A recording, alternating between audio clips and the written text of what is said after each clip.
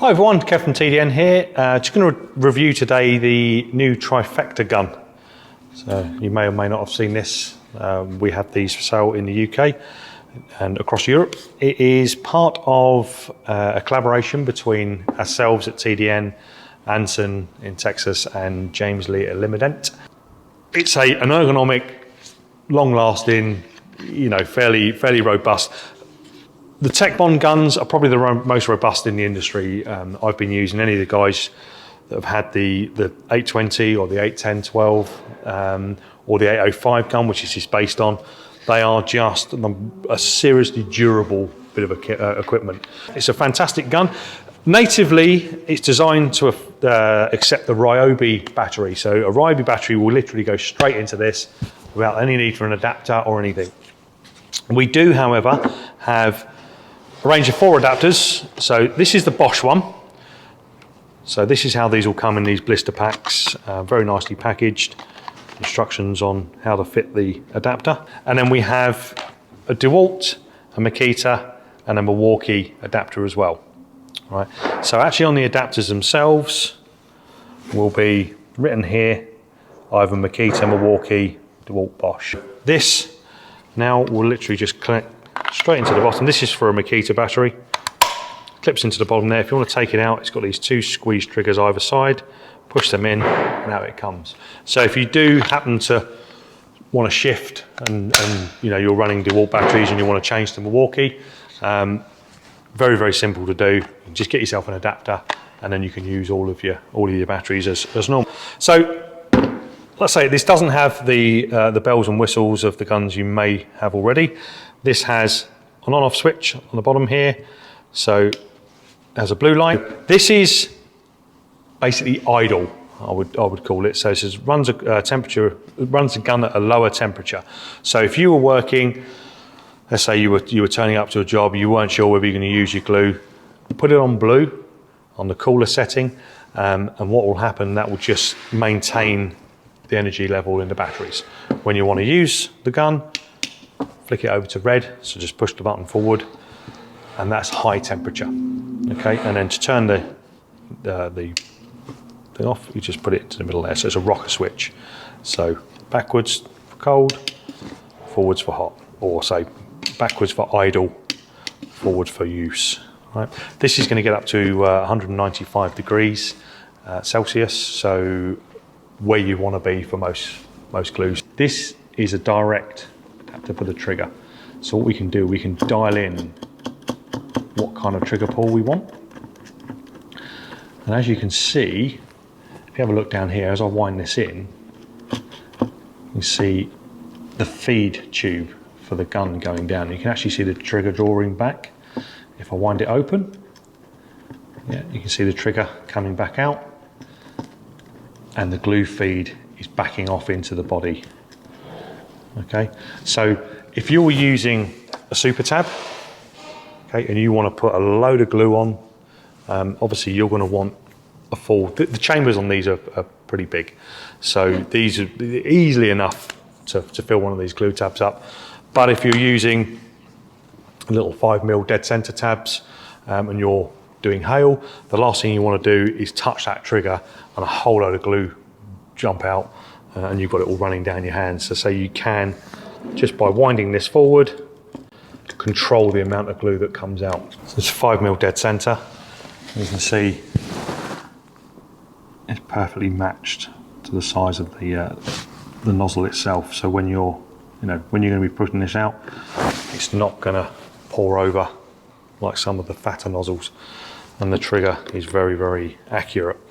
What it does as well, if you notice, as soon as I release the trigger, there's a little bit of back pressure on there as well. So what it does, it just pulls the glue back into the chamber to stop it dripping.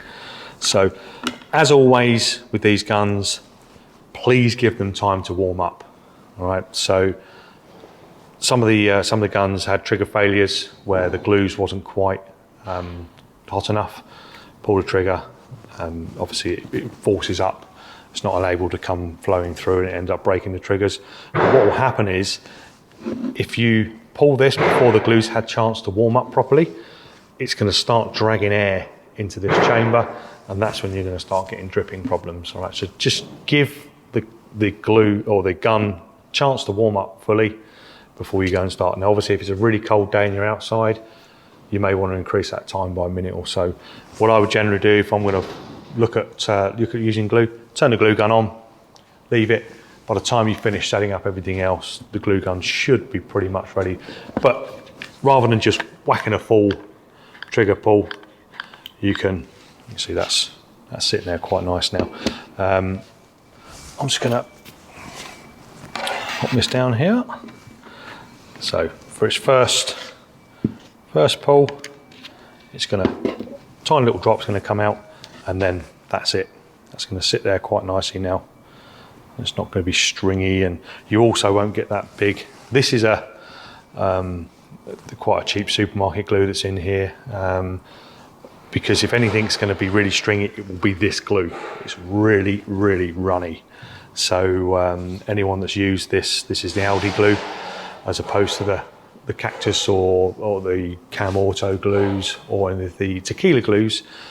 They don't string up quite as much. This is an 11mm stick, whereas all those are 12. But this, if anything's going to fail, it's going to be with this type of glue, this real sort of cheap stuff. So I'm going to demonstrate it with that, just so you can see. So go back to this little 5mm tab. I'll say if I wanted to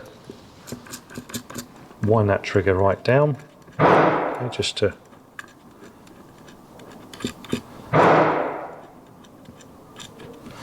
right, you can see there's a little bit more free play on there now, but I'll try and keep my hand steady. I can literally put the perfect dob of glue on the top of that, and that's the smallest dead center. That's the 5mm. Right, so I'm not going to waste any glue. As you can see, there's nothing dripping out from the end of the gun. It's all good. Right, but then equally, if I want to go to a super tab, I mean, generally you're going to find what works best for you when you set the glue up for the first time, the gun up for the first time. A little touch more on that. Right, so I've now got full trigger movement. You can see the carrier, the feeder is right back in the carrier tube. So come onto one of the big super tabs, right, and I'm going to be able to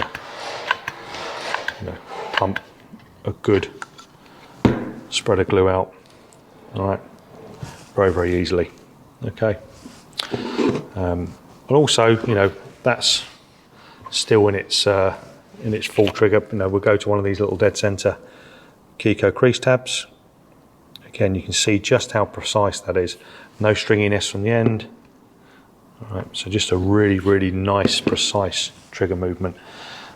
Glue's going to get plenty hot enough, as you saw on the larger tab there. Bit of smoke coming out. So 195 degrees Celsius. I believe that's about 380 in Fahrenheit, something like that. I'm sure someone will chime in and correct me if I'm wrong. Yeah, so just a really nice. It's a no frills. I mean, it does what you want a glue gun to do. It makes glue hot and doesn't put it all over the places you don't want it all over.